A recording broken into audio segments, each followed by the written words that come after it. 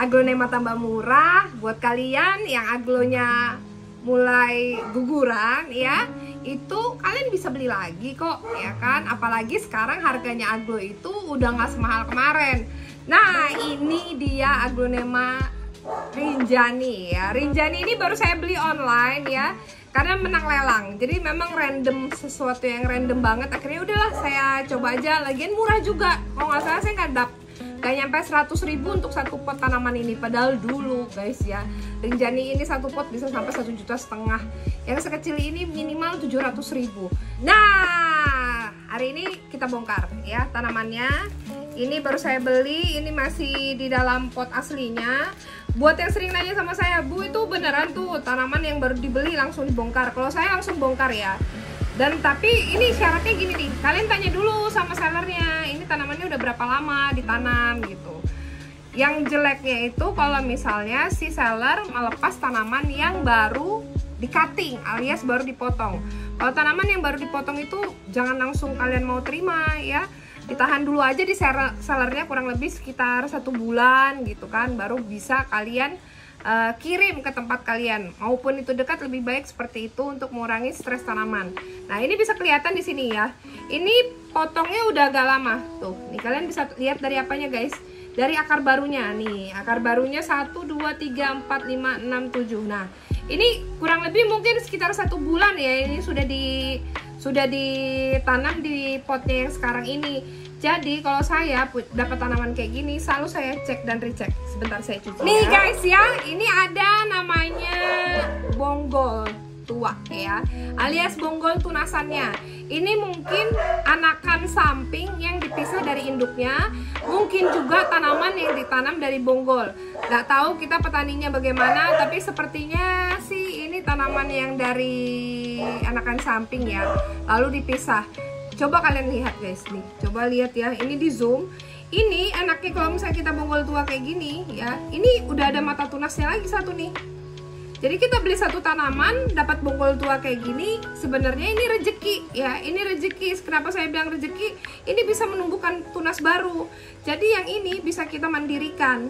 Ya ini kita mandirikan, baru ini kita tanam terpisah. Jadi seolah-olah kita itu dapat 2 tanaman. Nah ini setelah saya cuci, ini cairan Fair Liquid ya, ini selalu saya sediakan ya. Udah buruk rupa nih tempat wadahnya ya. Ini selalu saya sediakan untuk air rendamannya. Nah ini sekitar 1 liter saya kasihkan 20 ml. Nah ini masuk ke dalam dulu. Jadi nanti saya tinggal nyemplung-nyemplung aja seperti ini. Lalu ini kita potong. Potongnya di mana? Potongnya di sini guys. Di sini dianya ya. Kita ambil yang ada akar barunya ini, kita ambil aja dia semua ya. Tapi ini udah ada mata tunasnya nih di sini nih. Udah ada mata tunasnya nih. Nih, ini mata tunas nih. Ini bisa cepat jadi indukan nih. Nah, ini kita potong dia di bawah mata tunasnya ini. Di sini. Yuk, di sini ya. Kita potong di sini.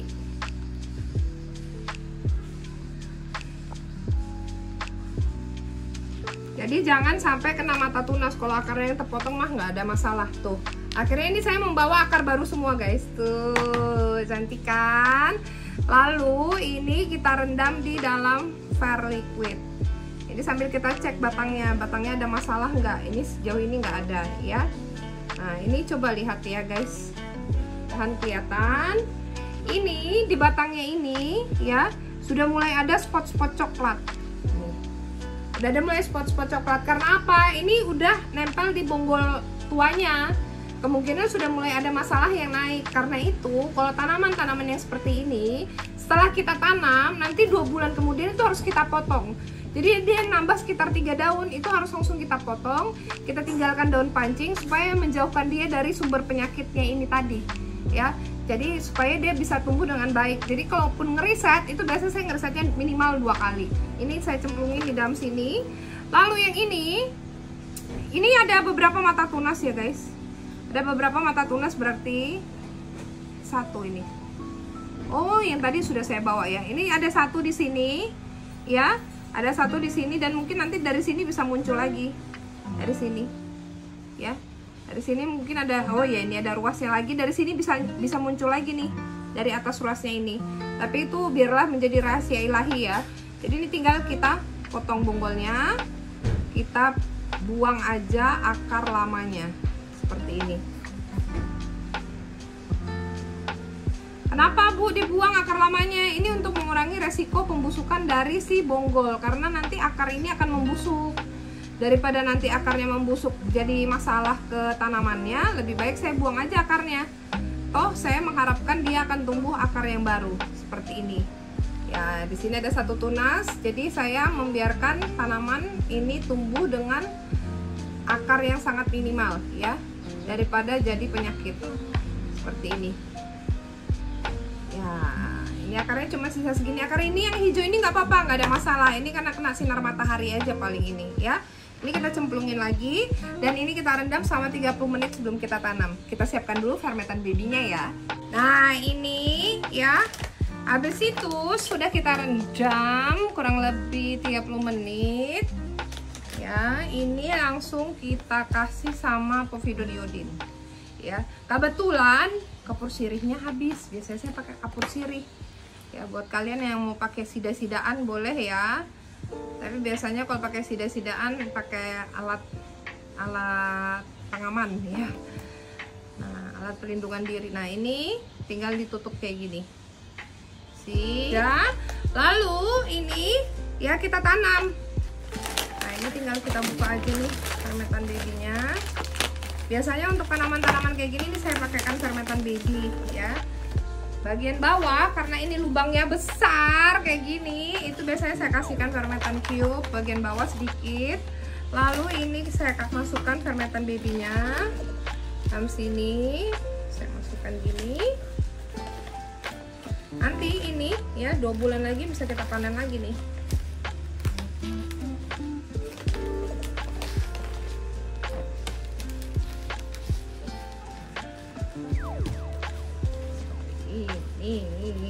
Ini boleh kita kasih sama pupuk slow release sedikit.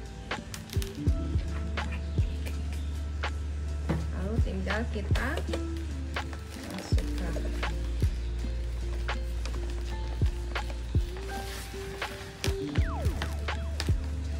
Seperti ini.